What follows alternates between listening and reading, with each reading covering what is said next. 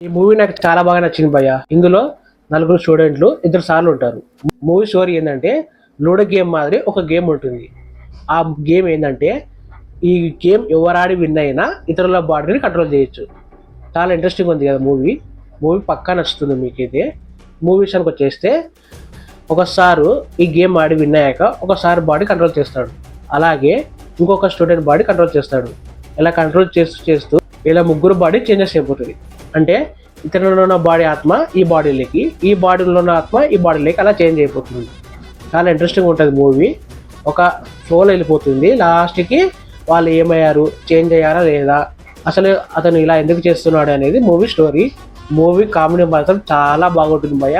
పక్కా enjoy చేస్తారు movie. చాలా చాలా బాగుంది మూవీ.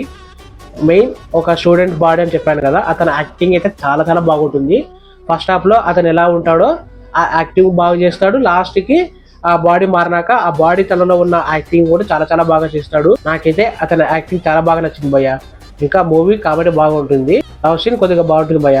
ఇంకా సార్ కామెడీ, లాస్ట్కి ఒక ట్విస్ట్ ఉంటుంది. ఆ ట్విస్ట్ ఏంటంటే మీరు మూవీ చూసి తెలుసుకోండి.